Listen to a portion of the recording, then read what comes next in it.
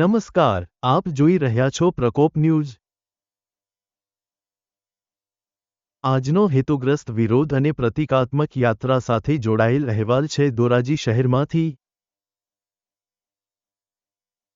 જ્યાં એક બાજુ ભાજપના કાર્યક્રમ હેઠળ કેન્દ્રીય મંત્રી મનસુખભાઈ માંડવિયા અને ધારાસભ્ય મહેન્દ્રભાઈ પાડલિયાની ઉપસ્થિતિમાં વહેલી સવારે સાયકલ યાત્રા યોજાઈ, તો બીજી તરફ કોંગ્રેસે પણ ધરમધક્કા વિરોધ નોંધાવ્યો।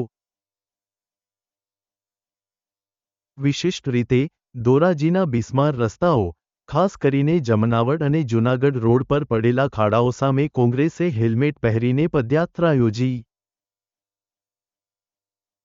તેઓએ ખાડાઓમાંથી લિટરલી પસાર થઈ સરકાર સામે તીવ્ર વિરોધ કર્યો। કોંગ્રેસના આગેવાનોનું કહેવું છે કે ભાજપે સાયકલ યાત્રા વહેલી સવારે એ માટે યોજી કે કોઈ વિરોધ ન કરી શકે,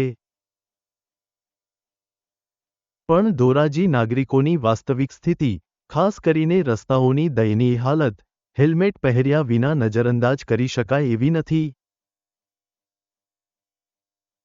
હવે સવાલ એ છે કે રસ્તાઓ ક્યારે સુધરશે? શું આ પદયાત્રાનો અસર થશે?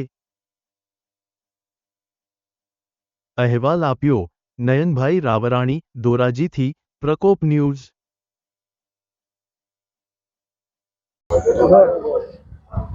આજે ધોરાજી ખાતે અમારા ચૂંટાયેલા સાંસદ, અમારા ચૂંટાયેલા ધારાસભ્યશ્રી એ સવારે 7 વાગ્યાથી પોણા 8 વાગ્યા સુધી જ્યારે ધોરાજી શહેરની જનતા હજુ કામકાજમાંથી પરવારીને રોડ ઉપર ન આવી હોય ત્યારે સાયકલ યાત્રા કાઢી અને પૂર્ણ કરી છે કે જેથી લોકો એમને પ્રશ્ન ન પૂછે, કે લોકો એમને રજૂઆત ન કરે।